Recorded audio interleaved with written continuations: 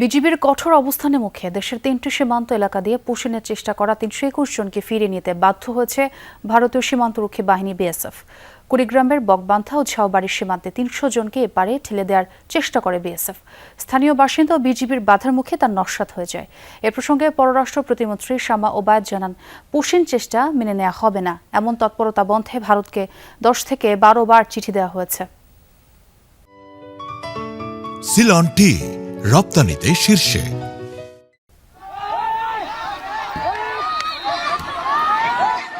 রোববার মধ্যরাত কুড়িগ্রামের রৌমারী উপজেলার বকবান্থা ও ঝাউবাড়ি সীমান্তে দুই দেশের সীমান্ত রক্ষীদের মধ্যে উত্তেজনা।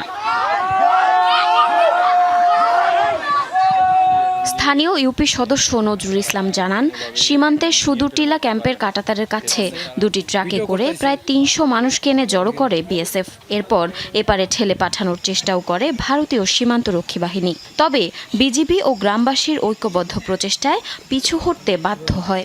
ভারতের বিএসএফ প্রায় ৩০০ লোক বাংলাদেশে পুশিং করার চেষ্টা করে।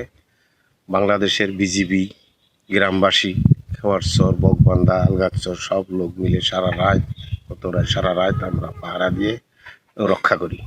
পঞ্চগড়ের বড়বাড়ির সীমান্তে বিজিবির শক্ত অবস্থানের কারণে ৪ দিনের মাথায় 10 জনকে ফেরত নিতে বাধ্য হয়েছে বিএসএফ। গতরাতে কয়েক দফায় সীমান্তের ফ্লাড লাইট বন্ধ করে তাদের সরানো হয়। লাইটগুলো অফ করার পরেই তো দেখা যায় আনুমানিক 2:30 মিনিট হবে। এই সময় তারা আবার তাদেরকে নিয়ে চলে যায়। বাংলাদেশের বিজিবি আছে, আমরা তাদের সঙ্গে সহযোগিতা করছি। আমরা চাই যে তাদেরকে আন্তর্জাতিক আইনের মাধ্যমে সুরাহা করে আমাদের দেশে তো আমাদের দুঃখ নেই। ঠাকুরগাঁওয়ের মশালগাঁও সীমান্তেও জড়ো করা 11 জনকে দুদিন পর ফিরিয়ে নিয়েছে বিএসএফ। গতরাত 3টার দিকে তাদের সীমান্ত থেকে সরিয়ে নেওয়া হয়। সকালে এসে দেখতেছি যে আমরা পরিস্থিতি স্বাভাবিক। আমাদের বর্ডার বিজিবি আমাদের এখানে প্রচুর নজরদারিতে রেখেছে তারা। সকালে এসে দেখতেছি আবার লাইট বন্ধ, তারপরে সকালে এসে দেখতেছি ও মানুষজন কেউ নাই। বিজিবিরা ছিল আর থাকার পরে আমরা তো রাতে দেখছি ছিল, আর রাতে তখন ভারতের লাইট বন্ধ করে দিয়েছে। বন্ধ করার পর একদম সকালে আসছে দেখছি আর লোকজন নাই, কিছু নাই, আর ভারতের বিএসএফও নাই। এদিকে গত কয়েকদিনের পুশিন চেষ্টার বিষয়ে পররাষ্ট্র প্রতিমন্ত্রী শামা ওবায়দ ইসলাম বলেন, পুশিন মেনে নেওয়া হবে না। এই তৎপরতা বন্ধে এ পর্যন্ত ভারতকে 10-12টি চিঠি দেওয়া হয়েছে। এ বিষয়ে দিল্লি কার্যকর ব্যবস্থা নেবে বলেও প্রত্যাশা তার। বাংলাদেশে যদি ভারতীয় কোনো ইলিগাল সিটিজেন থাকে বা ভারতে যদি বাংলাদেশের কোনো ইলিগাল সিটিজেন থাকে, তাদেরকে ফেরত আনার বা আমাদের ভারতীয়দেরকে ফেরত দেওয়ার একটি মেকানিজম বিদ্যমান আছে।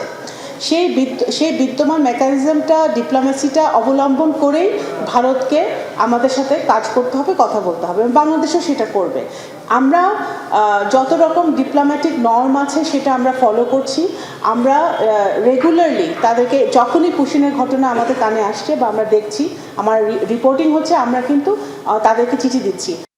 এছাড়া মেহেরপুর, সুনামগঞ্জ, লালমনিরহাটের সীমান্তগুলোতেও বিএসএফের পুশিন চেষ্টা ঠেকাতে তৎপর বিজিবি। জারিন অর্নি, যমুনা নিউজ।